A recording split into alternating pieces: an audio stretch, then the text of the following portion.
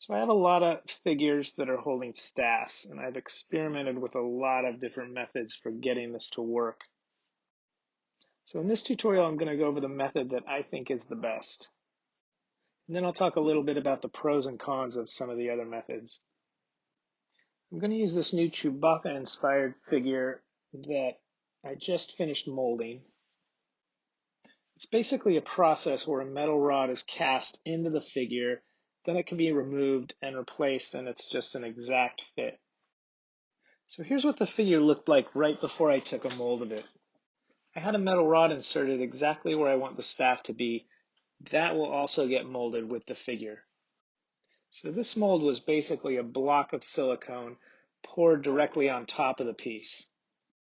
So after the silicone sets up, I can slice the mold open on the sides, pull out the original sculpture and the metal rod, and then I have the negative inside this mold here. So this mold is now ready for the resin. The last thing I have to do is put the little staff in its hole here. Before I do that, I'll spray a little universal mold release onto the staff. This will help it pop out of the resin. After the resin hardens, I'll pull the metal rod out with a pair of pliers. Before I pull it out, I'll rotate it just a little bit. You can actually hear a little clicking noise. That's the sound of it kind of breaking away from the resin. And after I pull the piece out of the mold, I'll have a little hole inside his hand that is the exact size as the metal rod. So another system I've used before is casting a wooden staff directly into the resin figure. So similar to the Chewbacca figure, I insert the wooden stick into the silicone mold, then pour the resin into the figure.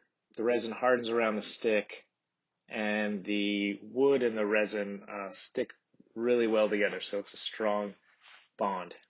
One thing I really like about this method is that the staff almost becomes another leg that really helps kind of support the figure.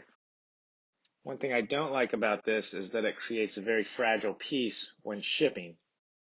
Another advantage using the metal rods over the wood is that the metal is always a precise measurement. I can go to the hobby store and pick up a 1/8 inch rod of aluminum, stainless steel, copper, brass, and I always know that every one of those rods is going to be exactly the same. The wood, on the other hand, can be a little bit more annoying to deal with because it's just, you never know if the wood's going to be a little bit bigger, a little bit smaller. So you always have to spend this time with a file, really kind of trying to fit the wood. For the medium-sized figures, I use 1/8 inch rod. For the smaller figures, I will use 1/16 inch. These are common sizes, so I can always find a variety of metals.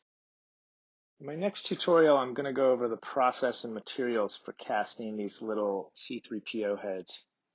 It's actually a pretty easy process if you have the right tools, and financially, it's not a huge investment. I got to give a big thanks to Victoria Rose for cluing me into this process. You can check her stuff out at Victoria Rose Puppets on Instagram. She does awesome work.